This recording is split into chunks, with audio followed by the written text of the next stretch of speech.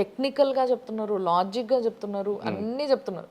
కానీ వాళ్ళకి ఎవరైతే ఇప్పుడు సంక్షేమ పథకాలు అందినోళ్ళు కావచ్చు, అంటే అకౌంట్లో టైం టు టైం కొన్ని పైసలు పడుతున్న వాళ్ళు ఉంటారు.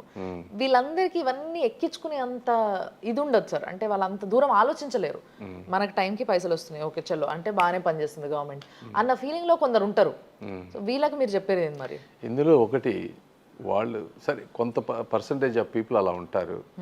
కాకపోతే లార్జ్ మెజారిటీ ఆఫ్ పీపుల్కి ఈ సంక్షేమ పథకాలు ఏమీ రావటం లేదు. ఈ వచ్చిన వాళ్ళకి కూడా నేను చెప్పేది ఏంటంటే, మీరు రేపు మీ పిల్లల గురించి ఆలోచించండి.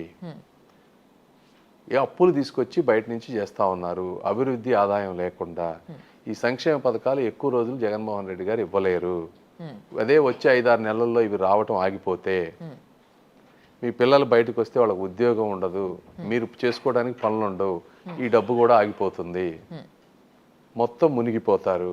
ఇక్కడ మీరు అంటున్న పాయింట్ ఒకటి నేను ఆలోచిస్తుంటే నాకు ఈ వర్జన్ వస్తుంది సార్.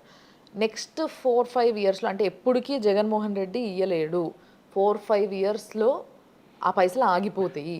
ఆగిపోయినప్పుడు రియలైజ్ అయితే ఏం ప్రయోజనం ఉండదు అన్న విషయాన్ని మీరు స్పష్టంగా చెప్తున్నారు. ఇప్పుడు నెక్స్ట్ ఈ టర్మ్లో మీరు గెలిచి మీరు ప్రభుత్వం ఫామ్ చేసిన తర్వాత అప్పుడు కూడా ఆగితే జనాలు ఏమనుకుంటారు, ఓహో ఆయన అయితే ఇచ్చేటోడు, వీళ్ళు వచ్చారు కాబట్టి ఆగిపోయినాయి అని అనుకుంటారు. అప్పుడు కూడా వాళ్ళని కన్విన్స్ చేయడం కష్టమే. లేదమ్మా, ఇప్పుడు ఒకటి మాకు ఆయన డిఫరెన్స్ ఏంటంటే, జగన్మోహన్ రెడ్డి గారు ఉన్నంత వరకు ఇక్కడ ఒక ఎకనామిక్ యాక్టివిటీ అనేది ఏమీ జరగదు. ఆయనకు డబ్బులు కావాలంటే అప్పు తేవాలి, సెక్రటేరియట్ తాకట్టు పెట్టడం, మందు తాకట్టు పెట్టడం, ఇంకోటి. మేము వచ్చిన వెంటనే ఇప్పుడు క్యాపిటల్ మీకు చెప్పా కదా, అది ఒక డెవలప్ అయితే 2 లక్షల కోట్లు వస్తుంది. సో ఆటోమేటిక్ ఎకనామిక్ యాక్టివిటీ వస్తే స్టేట్కి ఇన్కమ్ పెరిగినప్పుడు సంక్షేమ పథకాలు ఎందుకు ఇవ్వలేదు? తెలుగుదేశం పార్టీ 2,000 రూపాయలు అంటున్నారు కదా, 2,000 అంటున్నారు ఈయన వేసిన అప్పులు తీర్చనీకనే మాకు ఎన్ని సంవత్సరాలు పడుతుంది అని. మరి ఆ అప్పులకి ఈ పైసలు అని పోతే మరి పాలన ఎక్కడి నుంచి చేస్తారు సార్?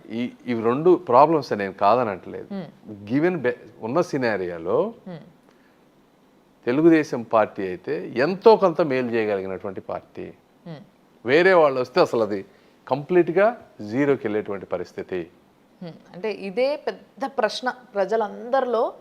ఓటేసే ముందు తిరిగే ఏకైక ప్రశ్న ఏది అని బాగా ఆలోచన చేసి ఓటేసే వాళ్ళ గురించి చెప్తున్నా నేను.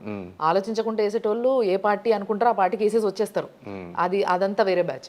కానీ ఆలోచించి రాష్ట్రం యొక్క శ్రేయస్సు కోసం ఆలోచించి వేసే వాళ్ళకి మాత్రం ఇది ఒక పెద్ద క్వశ్చన్ మార్క్ అనమాట. వీళ్ళని కన్విన్స్ చేయగలిగితే రాష్ట్రం బాగుపడిపోతుంది నిజంగా, నాకు తెలిసి అయితే. ఇప్పుడు వేరే ఆప్షన్, పాలిటిక్స్లో 2 ఆప్షన్స్ ఉంటాయమ్మా. ఒకటి జగన్మోహన్ రెడ్డి గారి పార్టీకి, ఇంకోటి ఎన్డీఏ కూటమికి. మీరు అవతల సైడ్ వెరీ క్లియర్, ఇంకా డౌన్వర్డ్ లోకి వెళ్ళిపోతాం. ఇది వస్తే ఇక్కడ నుంచి అప్టిక్ ఉంటుంది. కాబట్టి the option is very clear.